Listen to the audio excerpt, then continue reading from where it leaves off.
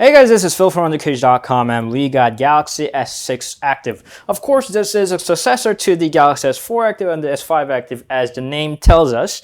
And we are gonna do the reviews starting from the design and pros, cons, and then to the final verdict. It's gonna be a very quick review, so we hope you follow well. Alright, so let's start with the design. The Galaxy S6 Active's design follows that of the trail of the Galaxy S5 Active very well. It has that design, the signature rugged design from Samsung. The Galaxy S5 Active added. The S4 Active was a bit different, but it's very similar to the Galaxy S5 Active. It comes in 3 different colors. This is gray, camel blue, camel white, and the Galaxy S5 Active had the woodland pattern as the one I'm wearing right now, and the Galaxy S6 Active, lovely, comes with the digital camel pattern as my table's got one. This is actually a cloth, but anyway, so this is changes in design. The camel patterns in the Galaxy S6 Active is not as visible as Galaxy S5 Active. That was like screaming out loud, I'm wearing a camo. But Galaxy S6 Active is not as well as, it's just, camo's there, just like casual. So overall, it's got a receiver on the top. The display is the same QHD display, although it seems like a waste to me a bit, because I believe all the time that the QHD was for the VR experiences, and Samsung is not having a VR device for the Galaxy S6 Active, so what's QHD good for? Not really sure. There's a front-facing camera, sensors, and the usual lines of the buttons, but now this time, just like the Galaxy S5 Active, this one is tactile, so you can actually press it and feel it. And even inside the water, these are going to work without any kind of problem. So that's a good thing. Multitasking home and the back key. And as you can notice, this is a full tactile key. So the home key does not feature a fingerprint reader. That means no Samsung Pay, no fingerprint unlock, no fancy thingies. But what they retained is the quick camera launches. We're going to get to that later. There's a power key, SIM card tray, and the earphone jack. There's an infrared port and the secondary microphone, and the usual layers of camera and the heart rate monitor, flash, AT&T logo. Hope it's not there, but it's not that too ugly, Galaxy S6 Active logo and the speaker grill, which would have been better in the other places. The active key, the volume rocker, and the micro USB port stairs in the bottom, and that is a capless USB port for this is waterproof even without the cap, so even if you drop it accidentally without closing the cap, which there isn't, but Sony's got one. Now it doesn't, but it used to. You're not going to bump into a problem, so that's a good thing. So that's the basics of the design, and as you can see, this is rugged as it could get. Of course, there are like, weirder ones like the C18 ones, but for Samsung, this is the ruggedest they get. The pros, let's start with the pros, is the design itself. It's sturdy, rugged, and well built. It feels really nice, although it's made fully in plastic. It seems like everybody is digging for that glass back, including Samsung for that matter. But this one, fully metallized in the plastic, feels really nice and ultra rugged and safe to hold in any places. This feels really nice and well built. And second, it's got one of the easiest SIM card installation and removal. It's got a SIM card tray on the right, and it feels just right. It's really easy to take off. You don't need that weird pin. You don't need anything. You just pull that off, and it's super easy to remove and install your SIM card. It's not a big thing, but it's my personal favorite because I forget to, because nobody carries around your SIM card tray, and you don't know when you have to pop out your SIM card. For me, it does happen. Third is that QHD display. It does the job right. Samsung's AMOLED display was not received very well in the first launch, but this one is amazing. Of course, the Galaxy S6 and the Galaxy S6 Edge and the recent Galaxy Note 5 and the Galaxy S6 Edge Plus, God, it's consuming, has gotten a very nice critique view on their display, and Galaxy S6 Active is with the same QHD display, and the color reproduction, outside visibility, everything is just good. Of course, there is some concerns about the burn-ins, and it's still there. It does burn in, but just display, the color reproduction itself is just quite amazing.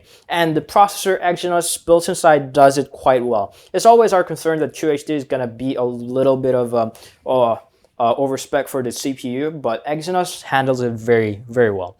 And the camera launch, what they did not miss is the camera launch, as I mentioned. Double tap on the home key to launch the camera, and it's very fast, and the camera itself is amazing. It takes amazing photos, including the back, rear, and the front camera. They both take amazing pictures. Considering that not a lot of rugged phones take good pictures, this is definitely a big plus on the S6 Active side.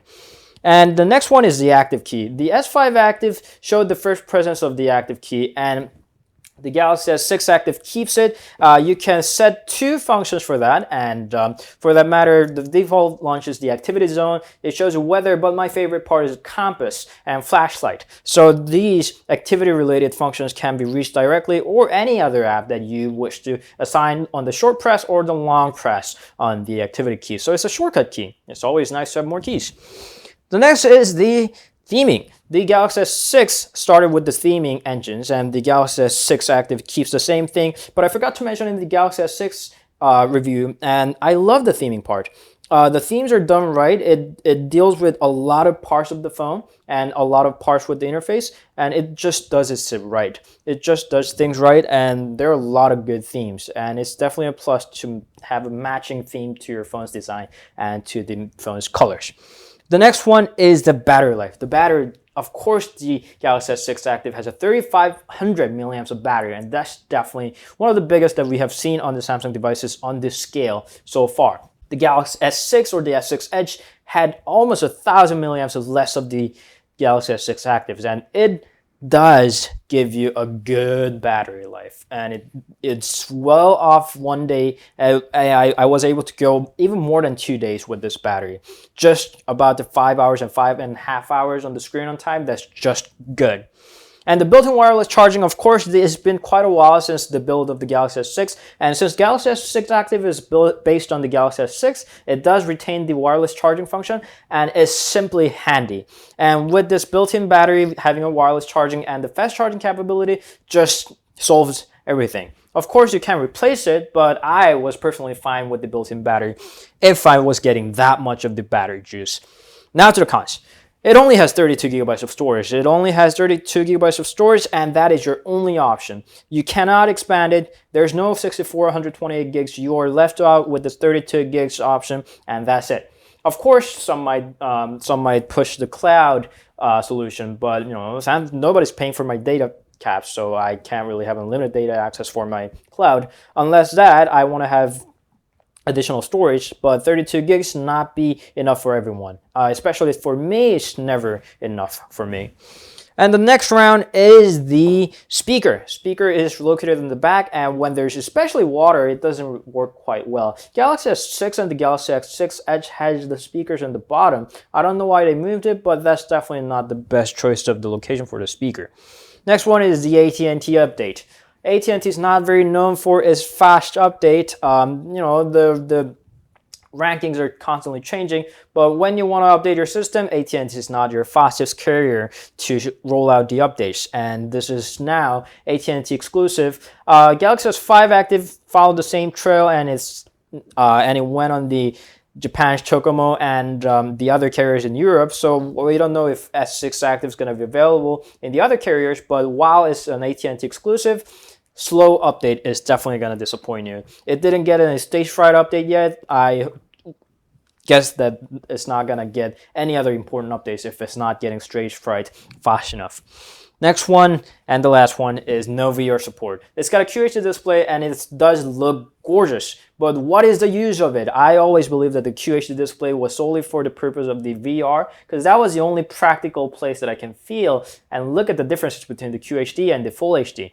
But this guy does not support the VR. Samsung hasn't launched a VR device, and that, on top of that, it doesn't have the fingerprint sensor. I'm not really disappointed by the lack of fingerprint reader, but I am disappointed for the lack of the Samsung Pay. I want to do that, but you can't. So that's another big disappointment. We kind of like the Galaxy S6, Galaxy S5 Active's color better. It has more of a vivid look of the camo pattern and the rugged look, but the S6 Active definitely is a looker for me. But there are a lot of people who prefer the glass back and everything. So this is not for everyone, but the specs and the hardware things and everything combined together, this is an amazing device. We loved using it. And we love the solid performances, battery life, everything. Design might be a little bit of a taste kind of problem, but if the design appeals to you, then you're definitely gonna love the Galaxy S6 Active. Galaxy S6 Active. God, it's confusing. So that was our final verdict for the Galaxy S6 Active. If you like the looks, you should definitely get it. So that was Galaxy S6 Active, and we'll be back with the other review very soon. So stay tuned, and we'll be back. Bye.